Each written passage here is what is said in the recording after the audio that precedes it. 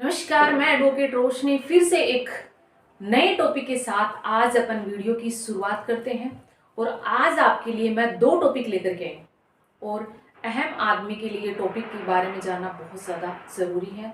और अपना ये टॉपिक है, पहला टॉपिक तो ये है, अगर कोई भी व्यक्ति सरकारी नौकरी कर रहा है, उस पर अगर किसी प्रकार का कोई क्रिमिनल केस दर्ज हो जाता है तो उसको क्या उसका डिपार्टमेंट उसको नौकरी से हटा सकता है या नहीं हटा सकता है। और दूसरा, वो अगर कोई बच्चा कंपटीशन एग्जाम की तैयारी कर रहा है तो उस पर किसी प्रकार का कोई क्रिमिनल केस या तो पहले से दर्ज है या उसकी नौकरी लगने के बाद में उस पर कोई क्रिमिनल केस दर्ज हो जाता है तो वो नौकरी लग सकता है या नहीं लग सकता। इसी टॉपिक पर आज अपन गहनता से चर्चा करने वाले हैं।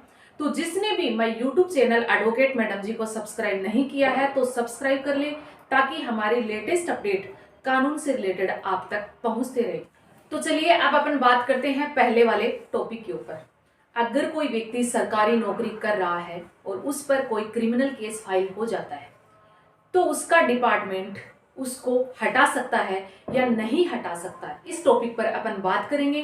और दूसरी बात ये, उस व्यक्ति को जो सरकारी नौकरी कर रहा है उसको किन किन बातों का ध्यान रखना चाहिए, अपन इसके बारे में बात करते हैं।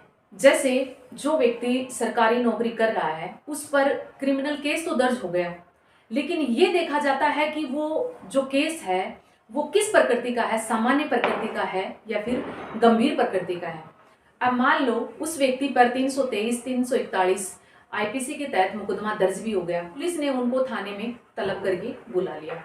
तो पुलिस वाले क्या करेंगे, उस व्यक्ति का 41 ए सीआरपीसी के तहत नोटिस की पालना करवा लेंगे और उसको छोड़ देंगे।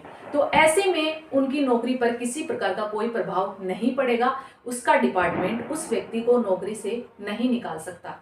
ऐसे आए दिनों ऐसे अपराध होते रहते हैं, ऐसी घटनाएं होती रहती हैं, मारपीट जैसे मामले दिनों दिन होते ही जा रहे हैं। जैसे 151 में गिरफ्तार करना, 107, 116 सीआरपीसी में पाबंद करना, ऐसे मामले अपन रूटीन में देखते रहते हैं। तो ऐसे में उनकी नौकरी पर किसी प्रकार का कोई प्रभाव नहीं पड़ता है। अब अपन बात करते हैं उनको किन बातों का सबसे ज्यादा ध्यान रखना जरूरी है। सबसे पहले मैं आपको बता दूं, जैसे एक तो हो गए सामान्य प्रकृति के मामले, एक हो गए गंभीर प्रकृति के मामले। अगर ऐसा व्यक्ति जो सरकारी नौकरी कर रहा है अगर वो गंभीर प्रकृति के अपराध करता है, जैसे मर्डर हो गया, अटेम्प्ट टू मर्डर हो गया, किसी प्रकार की कोई ब्लैकमेलिंग करना, ये ऐसे रेप करना, ऐसे मामले क्या होते हैं, ये गंभीर प्रकृति के अपराध होते हैं। और ऐसे मामलों में सरकारी नौकरी करने वाले व्यक्ति को हमेशा बचना चाहिए। अब मान लो ऐसे संगीन अपराध के उस पर आरोप लग गए तो ऐसे मामलों में उसको बचना है। अगर ऐसे आरोप उस पर लग भी जाते हैं तो उनका डिपार्टमेंट क्या करेगा, एक इंक्वायरी बैठाएगा। और अगर उसको ये लगता है कि ऐसे आरोप लगे हुए हैं तो उसको उसका डिपार्टमेंट सस्पेंड भी कर सकता है कुछ टाइम के लिए, कुछ महीनों के लिए। उस समय उसको आधी सैलरी दी जाएगी। उसके बाद में उस आरोप की जांच होगी। अगर ऐसे व्यक्ति पर आरोप है वो सिद्ध हो जाते हैं तो उसका डिपार्टमेंट है वो उसको बर्खास्त कर देता है, नौकरी से निकाल देता है, उसकी सेवा समाप्ति कर दी जाती है और आगे से उसको किसी प्रकार की नौकरी नहीं दी जाती।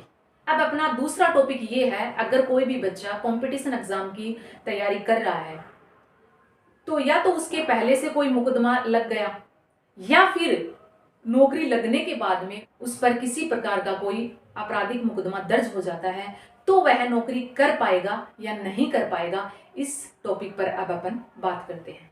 सबसे पहली बात यह है, अगर कोई बच्चा कंपटीशन एग्जाम की प्रिपरेशन कर रहा है या फिर फॉर्म अप्लाई कर रहा है तो उसको एक बात तो ध्यान में रखनी सबसे ज्यादा जरूरी है। अगर वह फॉर्म अप्लाई कर रहा है तो उसका जो भी पूर्व का आपराधिक रिकॉर्ड है या पूर्व में कोई भी उस पर मुकदमा लगा हुआ है तो उसको ये मेंशन करना सबसे ज्यादा जरूरी है कि मेरे पूर्व में ये मुकदमा चल रहा है। अगर वो नहीं मेंशन करता है और बाद में अगर उसका निपटारा नहीं होता है और वो नौकरी लग भी जाता है, बाद में पुलिस वेरिफिकेशन होती है तब पता चल ही जाता है कि इस पर पहले से कोई मुकदमा चल रहा था। तो आपको छुपाना नहीं है, जब भी आप फॉर्म भरे तो उसमें ये अप्लाई कर देना है कि मेरे पूर्व में मुकदमा चल रहा है। अब मान लो जो बच्चा तैयारी कर रहा था और उसका सरकारी नौकरी में नंबर आ भी गया, उसका पुलिस वेरिफिकेशन से पहले अगर उस पर किसी प्रकार का कोई आपराधिक मुकदमा लग गया तो उसको क्या करना चाहिए। जैसे जो बच्चा नौकरी लग गया और उसका पुलिस वेरिफिकेशन से पहले अगर किसी प्रकार का कोई आपराधिक मुकदमा लग भी जाता है तो उसको ये बात ध्यान में रखनी सबसे ज़्यादा ज़रूरी है कि सबसे पहले तो वो परिवादी से संपर्क करे और परिवादी से संपर्क करके उस मामले का निपटारा करवाए। अगर फिर भी परिवादी समझौता करने के लिए तैयार नहीं है तो वो अपने वकील से राय ले। अगर कोई बच्चा नौकरी लग जाता है तो कई बार रंजिश के आधार पर भी मुकदमे दर्ज करवाए जा सकते हैं।